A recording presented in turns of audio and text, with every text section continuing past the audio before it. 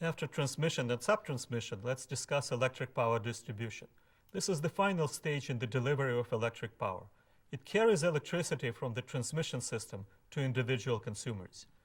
Distribution substations connect to the transmission system and lower the transmission voltage to medium voltage ranging between 2 and 35 kilovolts with the use of transformers. Primary distribution lines carry this medium voltage power to distribution transformers located near the customer's premises. Distribution transformers again lower the voltage to the utilization voltage used by lighting, industrial equipment, or households. Often several customers are supplied from one transformer through secondary distribution lines. Commercial and residential customers are connected to the secondary distribution lines through service drops. Customers demanding a much larger amount of power may be connected directly to the primary distribution level. Distribution lines have lower voltage ratings, such as 69, 34.5, and 13.8 kilovolts. For convenience, many in the industry refer to ratings of 115 kilovolts and above as transmission. Things are not that simple, because lower voltages are often used for transmission in rural areas where power transfer requirements are less. A functional definition is also used. Typically, transmission lines serve the bulk power system and distribution lines serve retail customers. This distinction is also compromised as large industrial customers often receive retail services over high voltage lines. Let's talk about distribution networks. Distribution networks are usually one of two different types: radial or interconnected. Radial distribution networks are systems with a single power source for a group of distribution customers. In radial systems, distribution lines stem from a single power source and continue through the service area without a connection to additional power supplies. This is the cheapest type of distribution network, but also the least reliable, as there are no redundant or backup power sources. This type of system is more common in remote locations or in locations with a low population density. Interconnected distribution networks are composed of multiple connections to power supply sources. Interconnected systems might be configured in a loop with power sources located in various locations along the loop. They may also be configured in a web with power sources interconnected within a complex framework.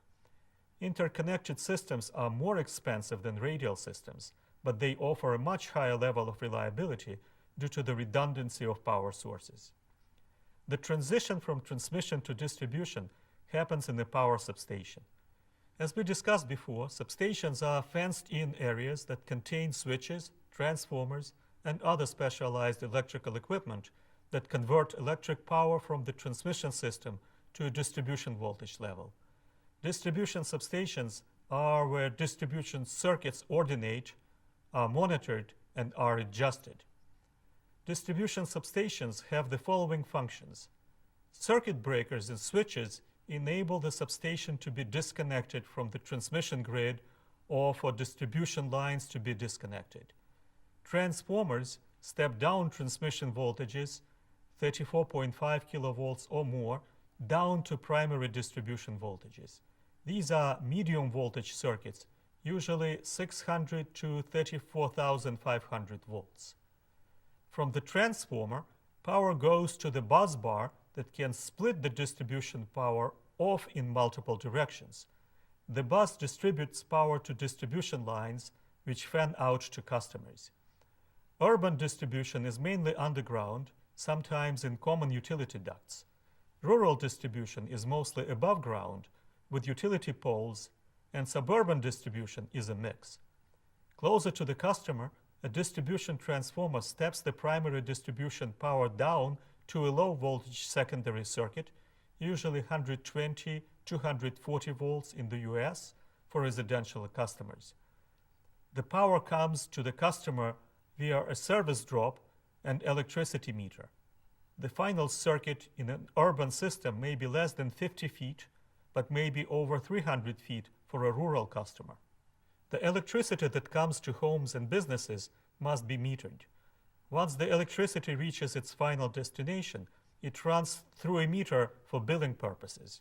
These meters have traditionally been electromechanical devices that measure the electricity as it passes through. Historically, an employee of the distribution company, a so-called meter reader, would come to read how much power had been used during the billing cycle. Today, meters are frequently more high-tech and can communicate with the distribution company without a meter reader going to the trouble of checking each meter individually. These new technologies are commonly referred to as smart meters. Smart meters use advances in information technology to allow the various pieces of the power grid, generators, distributors, and consumers, to communicate more effectively and in real time. Collectively, these technology-enabled communications between different parts of the grid are referred to as the smart grid. As electric utilities convert analog features to digital, the grid is becoming smarter and allowing for new types of communication. For example, the smart grid allows customers with smart meters to change their consumption patterns if they choose by reacting to real-time prices in the wholesale power market. It also allows power companies to better detect grid abnormalities or outages. However, replacing the existing infrastructure with a smarter one is expensive and can make the grid more susceptible to cybersecurity threats.